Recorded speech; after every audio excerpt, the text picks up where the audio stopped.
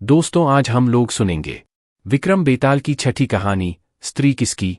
धर्मपुर नाम की एक नगरी थी। उसमें धर्मशील नाम का राजा राज करता था। उसके अंधक नाम का दीवान था।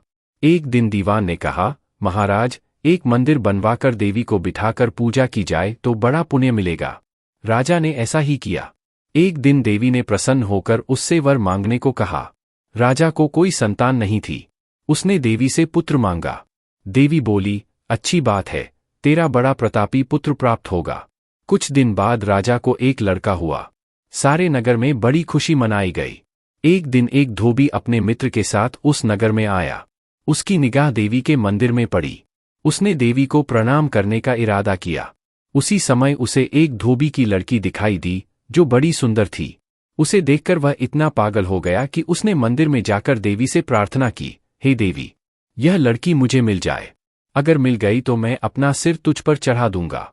इसके बाद वह हर घड़ी बेचैन रहने लगा। उसके मित्र ने उसके पिता से सारा हाल कहा। अपने बेटे की यह हालत देखकर वह लड़की के पिता के पास गया और उसके अनुरोध करने पर दोनों का विवाह हो गया। विवाह के कुछ दिन बाद लड़की के पिता के यहाँ उत्सव हुआ। इसमें शामिल होने के लिए न्योता आया। मित्र को साथ लेकर दोनों चले। रास्ते में उसी देवी का मंदिर पड़ा तो लड़के को अपना वादा याद आ गया। उसने मित्र और स्त्री को थोड़ी देर रुकने को कहा और स्वयं जाकर देवी को प्रणाम करके इतने जोर से तलवार मारी कि उसका सिर धड़ से अलग हो गया। देर हो जाने पर जब उसका मित्र मंदिर के अंदर गया तो देखता क्या है कि उसके मित्र का सिर धड़ से अलग पड़ा है। उसने सोचा कि यह दुनिया बड़ी बुरी है। कोई यह तो समझेगा नहीं कि इसने अपने आप शीश चढ़ाया है। सब यही कहेंगे कि इसकी सुंदर स्त्री को हड़पने के लिए मैंने इसकी गर्दन काट दी। इससे कहीं मर जाना अच्छा है। यह सोच उसने तलवार लेकर अपनी गर्दन उड़ा दी।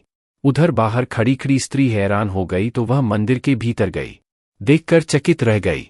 सोचने लगी कि दुनिया कहेगी यह बुरी औरत होगी, इसलिए दोनों को मार आई, इस बदनामी से मर जाना अच्छा है। यह सोच उसने तलवार उठाई और जैसे ही गर्दन पर मारनी चाही कि देवी ने प्रकट होकर उसका हाथ पकड़ लिया और कहा, मैं तुझ पर प्रसन्न हूं, जो चाहो सो मांगो। स्त्री बोली, हे देवी, इन दोनों को जिला दो। देवी ने कहा, अच्छा, तुम दोनों के सिर मिलाकर रख दो। घबराहट में स्त्री ने सिर जोड़ते समय गलती से एक का सिर दूसरे के शरीर पर लग गया। देवी ने दोनों को जिला दिया। अब वे दोनों आपस में झगड़ने लगे। एक कहता था कि यह स्त्री मेरी है, दूसरा कहता मेरी। बेताल बोला, हे राजन, बताओ कि यह स्त्री किसकी होगी। राजा ने कहा, नदियों में गंगा उत्तम है, पर्वतों में सुमेरु, वृक्षों में कल्प वृक्ष और अंगों में सिर। इसलिए जिस शरीर पर पति का सिर लगा हो वही असली पति होना चाहिए। इतना सुनकर बेताल फिर पेड़ पर जा लटका। राजा उसे फिर लाया तो उसने सातवीं कहानी कही।